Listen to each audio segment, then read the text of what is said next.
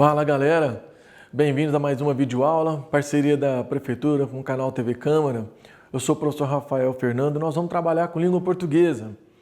Essa matéria agora, que é de narrativa, ela é mais objetiva para sexto e sétimo ano. Porém, acho que é interessante todas as séries acompanharem. Vamos lá?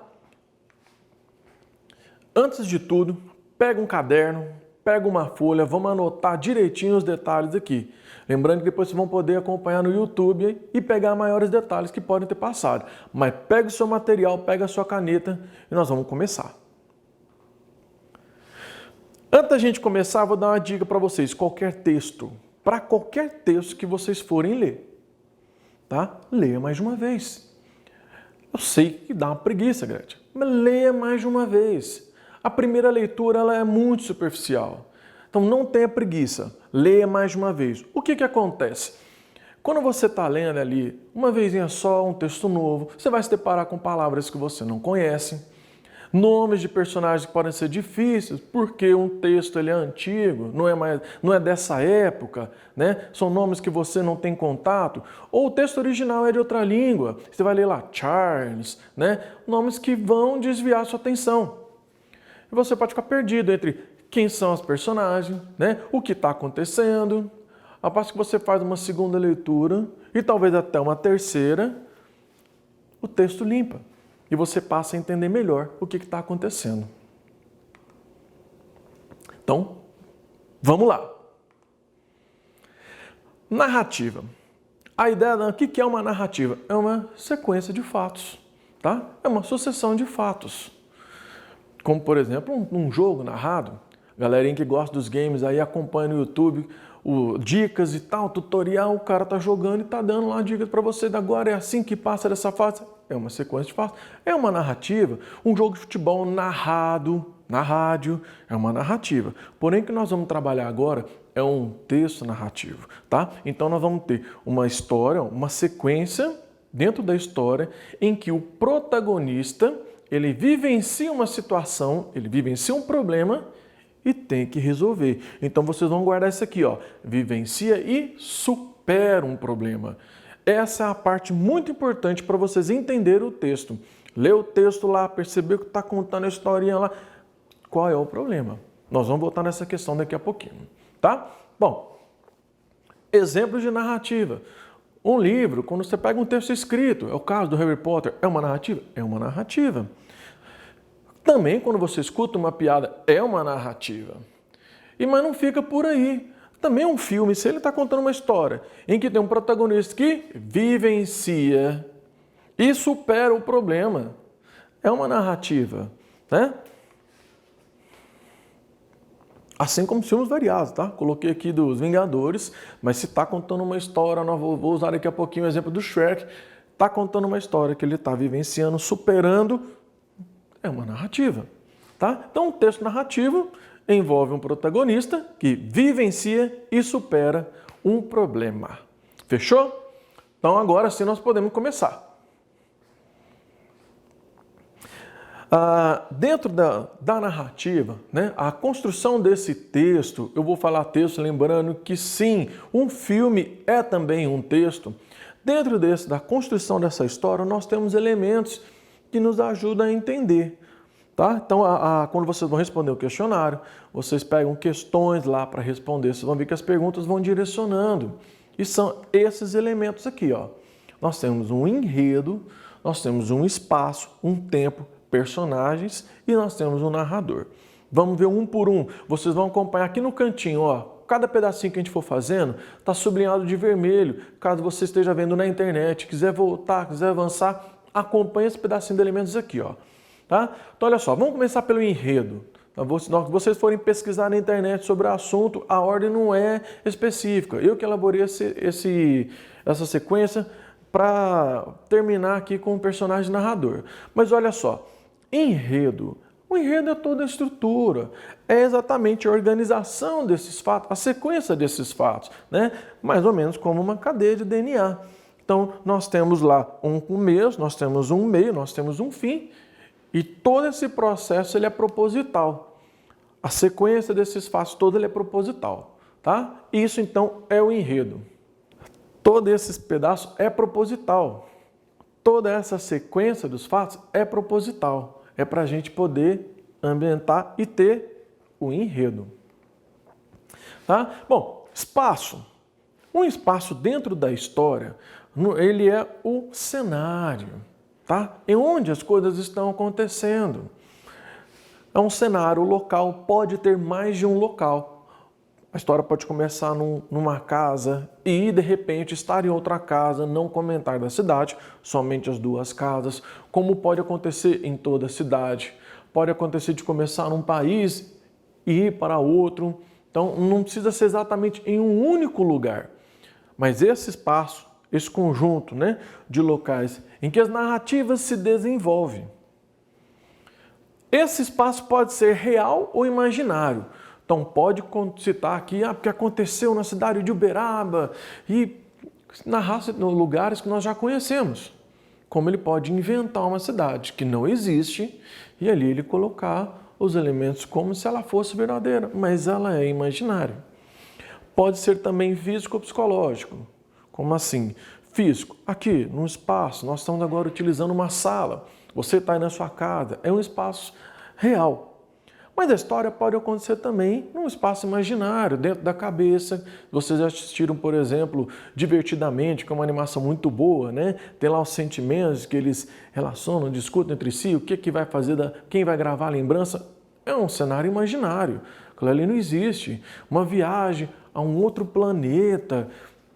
Pode acontecer sim desse cenário ser totalmente reconstruído, totalmente feito dentro da imaginação, certo? Então, pode ser real imaginário, físico ou psicológico.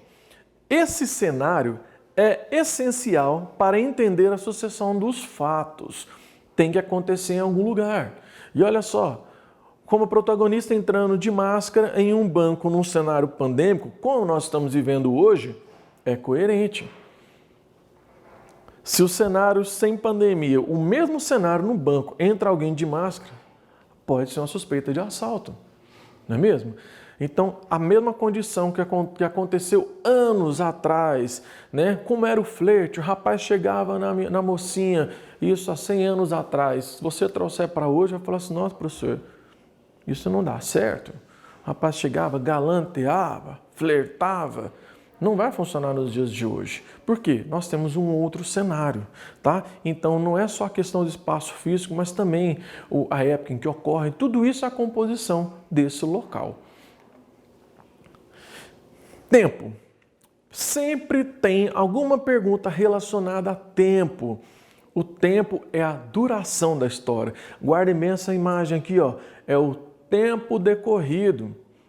Vamos aproveitar aqui e voltar na ideia de filme. O mesmo filme tem lá 2 horas.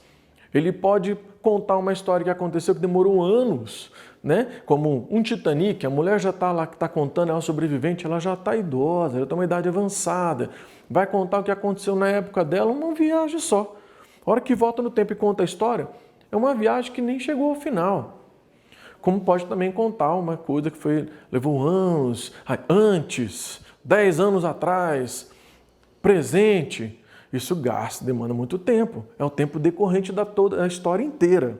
Tá? Então, olha, tempo é a duração da trama, da história, podendo ser cronológica, ela pode ter uma organização de ontem, hoje, amanhã, ou psicológica, né? O antes para mim.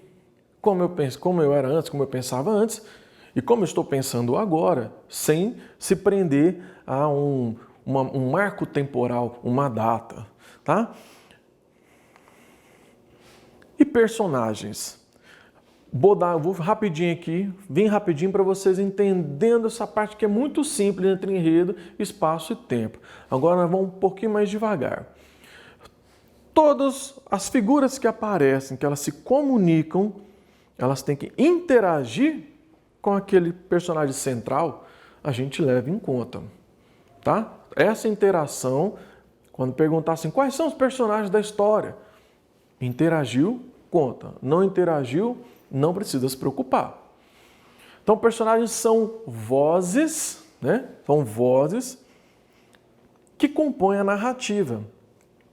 Classificados em personagens principais, nós vamos ter lá o protagonista e antagonista, como Batman e Coringa, né? Ou como Harry Potter e o Lord Voldemort. E podemos ter também os personagens secundários, onde você tem um protagonista e você tem outros em volta ali que interagem com ele. Pode acontecer também com o antagonista. Tem um chefão do mal, esses capanguinhas que ficam em volta dele, tá? Acontece com o Gru e os Minions. Acontece também com o Shrek, que tem um amigo dele inseparável, o Burro. Esses são personagens, eles interagem na história, interagem com o protagonista, certo? E agora o narrador, muita atenção nesse pedacinho, gente, muita atenção.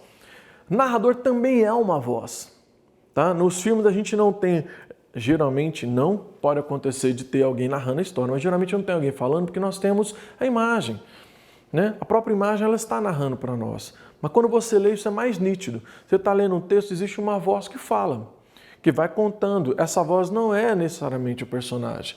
Ela está contando a história, ela é narrador, tá? A voz que narra a história.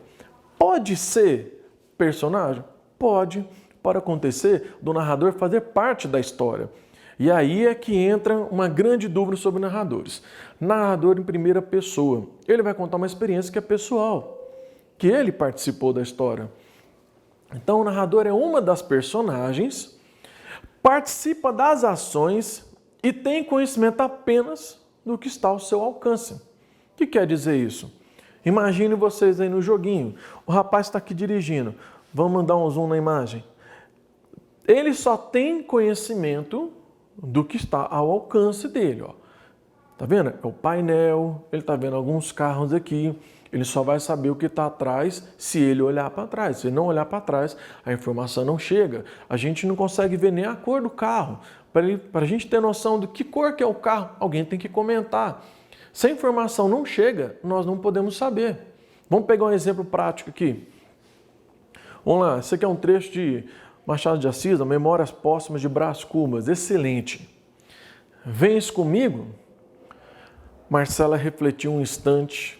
Não gostei da expressão com que passeava os olhos de mim para a parede e da parede para a joia, mas toda a má impressão se desvaneceu quando ela me respondeu resolutamente: vou quando embarcas, daqui a 2 ou 3 dias. Olha só, quem está contando a história aqui é a própria pessoa que narra. Ela participa da história e ela narra, né? Ó, Marcela refletiu, não gostei, isso é a primeira pessoa, eu não gostei. Percebe que a personagem está contando o que ela vivenciou?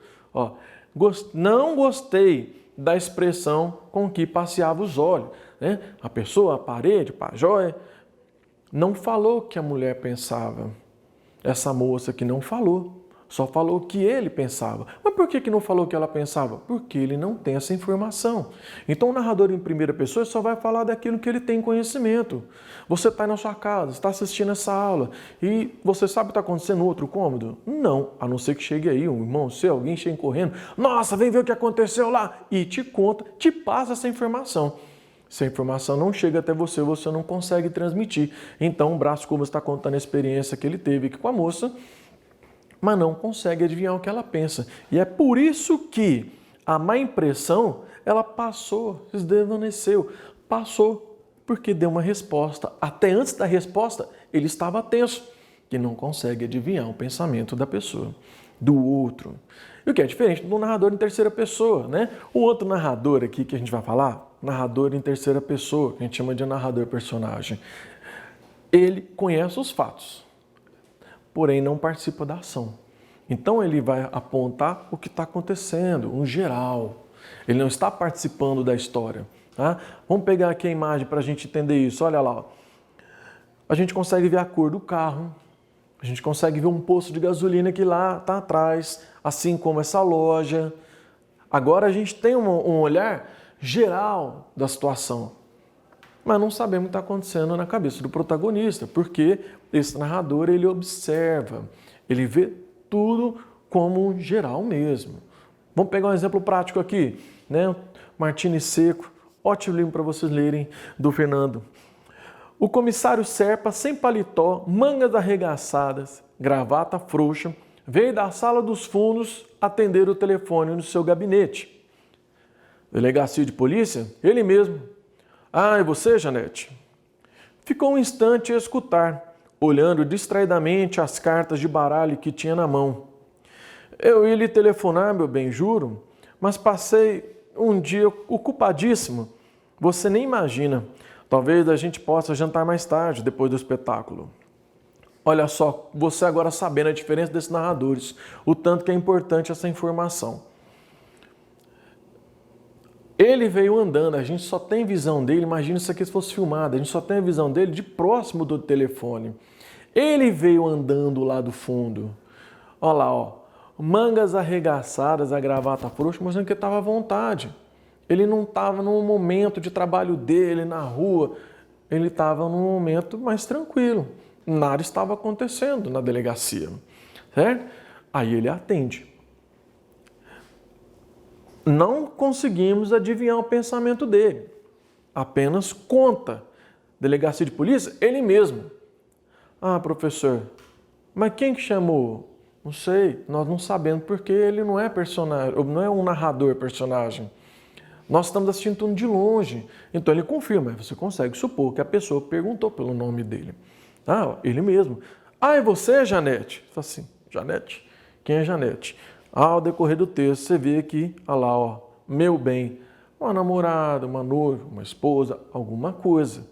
Se isso fosse em primeira pessoa, nós começaríamos lá da salinha. Ele contando que eu escutei o telefone tocar. Levantei ainda com as cartas de baralho na mão, com as mangas arregaçadas e a gravata frouxa. Fui atender. Alguém me chamou pelo nome e reconheci que era de Janete. Tá vendo a diferença aqui, ó?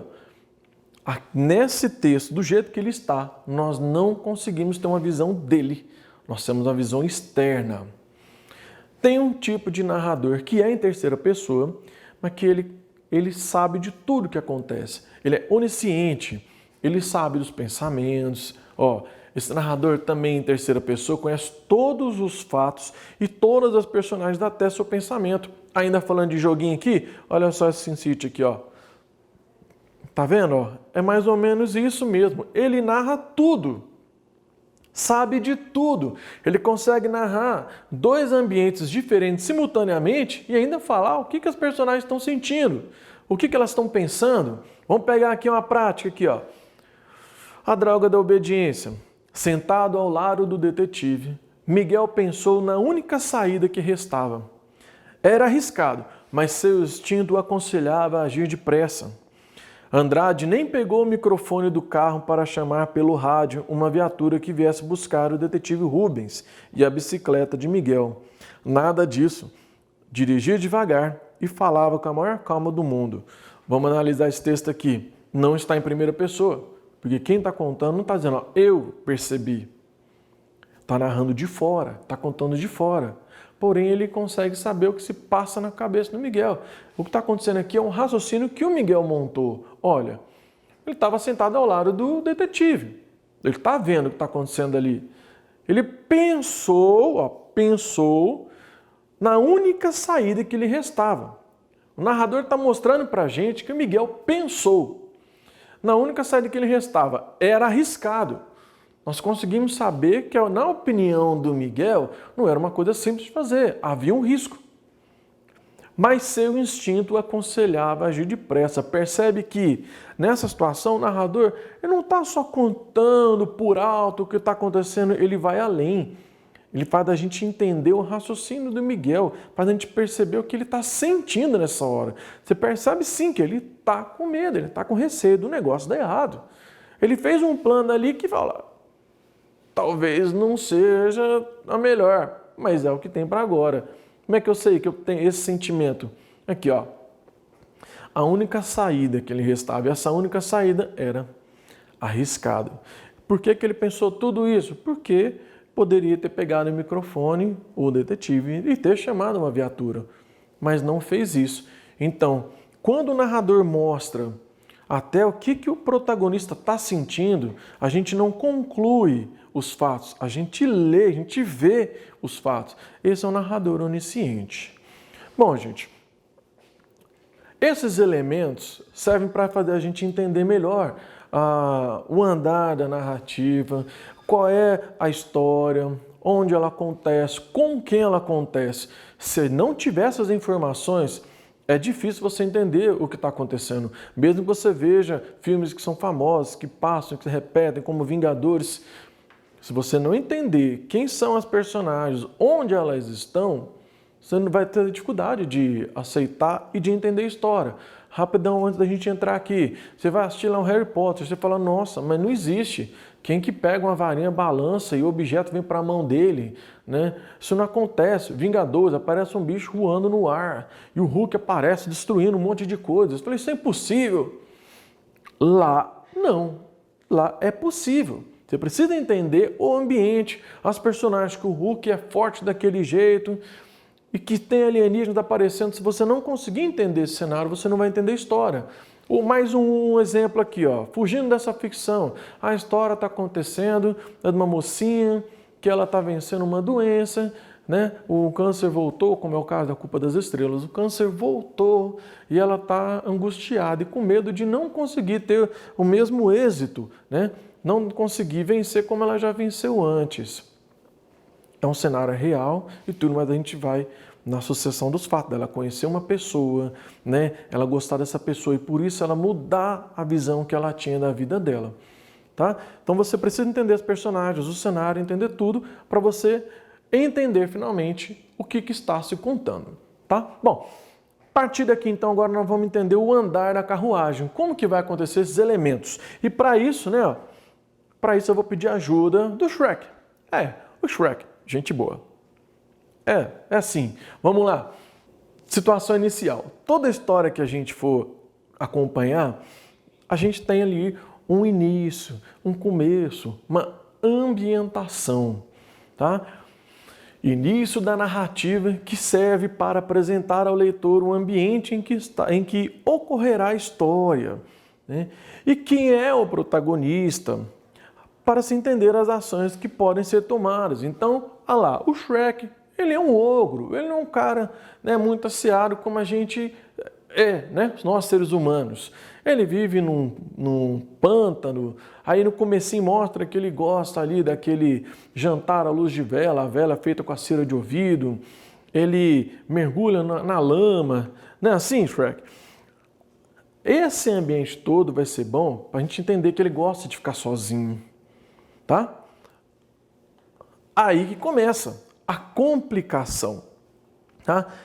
É quando os elementos já foram apresentados, nós já sabemos onde ele vive, nós já sabemos o que ele gosta, já foram apresentados, a tensão começa a culminar numa intriga final. Como assim?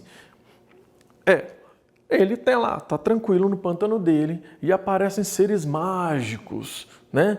E os seres mágicos vão tomando espaço. Ele não gosta de ficar sozinho, ele não gosta dessas pessoas, de tanta gente bagunçando, não é? Então, ele vai atrás do Lorde lá para conseguir retirar aquele povo. Graças ao Lorde, aquele pessoal invadiu as terras dele. E aí o Lorde fala, vai buscar uma moça. Ele vai atrás da moça, vai lutar contra um dragão e passa por tudo para resgatar essa moça. Até que ele pega a moça para devolver para o Lorde e assim ele ficar no pântano. Você já conhece essa história, Shrek. Você vai devolver, você sabe disso. Bom, e aí ele leva essa moça, a princesa Fiona, até o castelo. Esse ponto todo que eu contei, desde ele sair atrás do Lorde, até ele devolver a Fiona, são intrigas que foram se desenrolando. Mas a tensão do filme, a tensão da história, ela só aumentou. O decorrer todo ali, ó, a interação com outros personagens que ele lutou e até a interação com a Fiona, que cria um clima romântico, só serviu para aumentar a tensão do Shrek. Mas vai ter que devolver a moça. E ele devolveu a moça. Depois que devolveu a moça, ele se arrepende. E aí a gente entra para a resolução, né? É a luta final, o momento em que o conflito é resolvido. Ele vai atrás da moça de novo, com apoio do dragão. É bom que o Shrek, todo mundo já assistiu, já sabe como é que funciona. E aí ele dá, então, finalmente, o beijo no lugar do Lorde. Bom, acabou a história aí, tá? A intriga toda acabou naquele beijo. Aquele beijo ele faz com que ele tenha vencido o mal, né? Ele venceu o problema. Lembra que a gente viu lá no começo? Ele vivenciar e superar o problema. Ele supera o problema. Ele queria ter o pântano de volta. Ele conseguiu o pântano e o amor da vida dele. E a gente chega agora nessa situação final, que após a resolução do conflito, é apresentado a condição do protagonista, casado, né, com pântano, o amigo, que era o burro que eu nem queria saber, virou amigo. Né? Então, a condição do protagonista e os próximos a ele, devendo sempre ser melhor do que a situação inicial, de alguma forma. Quando ele começou, ele estava feliz da vida, sozinho no pântano dele, feliz da vida. No decorrer da história, ele começa a gostar de alguém. Não tem como ele retornar para a situação inicial do mesmo jeito que era. Então, quando ele resolve todo o problema, ele chega lá no final, ele tem o amor da vida dele, precisa estar junto, tá? Em alguns casos, para um pouquinho aqui, só para fazer um outro comentário aqui, pegar outra história aqui que eu comentei da Culpa das Estrelas. Quando a mocinha, não vou dar spoiler, não muitos. Quando a mocinha passa por toda a história dela e chega lá no final, ela percebeu que como ela via a vida antes, não é mais daquela forma. Não tem como ela ser exatamente como era antes. Ah, porque ela venceu a doença? Até então, não. Então, o que ela tinha para vencer nessa história não era a doença, era como ela vivia, como ela enxergava a vida dela. E ao final, mesmo ela perdendo uma pessoa que ela gosta muito, falei que não dá muito spoiler, ela ainda assim se sente melhor, de alguma forma. Na história, tem um rapaz lá, o grande herói lá, que vai defender a mocinha, e ele salva a mocinha, só que no final do filme ele morre. Aí fala, pô, mas o cara morreu. Como assim que ele terminou melhor? Terminou melhor. Ele salvou a mocinha. Simples assim, tem que terminar melhor. Uma observação aqui, quando a gente fala de histórias com moral, né? No caso de fábulas, quando tem a história em que os personagens são animais, né? No caso de apólogos, quando os personagens são objetos. E no caso de parábolas, quando os personagens são seres humanos, né? É até bom que agora você entendeu porque que na Bíblia diz que Jesus falava em parábolas. É como se fosse uma fábula ou um apólogo, porém os personagens são pessoas, né? As narrativas têm um objetivo de apontar um problema social que deve ser corrigido por meio de uma lição moral. Como assim? Eles vão mostrar, sim, uma situação que tem que ser superada, mas ao final disso, a lição é exposta, ela é colocada para raciocínio, tá? Então, aí tem lá da fábula, né, que todo mundo já deve conhecer, da formiga e da cigarra, que a formiga trabalha e a cigarra só fica cantando, e quando chega um momento, né, de se guardar, de se proteger do frio e usufruir daquilo que ela tinha guardado, a cigarra não tinha nada. Por quê? Porque ela não trabalhou. Então, aí traz a moral, né? De ter o momento certo para a gente trabalhar e tudo. Então, nem todo texto traz a moral pronta para discussão, para reflexão. E nem todo texto tem intenção de trazer uma moral. Mas quando é nesses três casos que eu comentei, a fábula, apólogo ou narrativa, tem a lição de moral para ser tirada.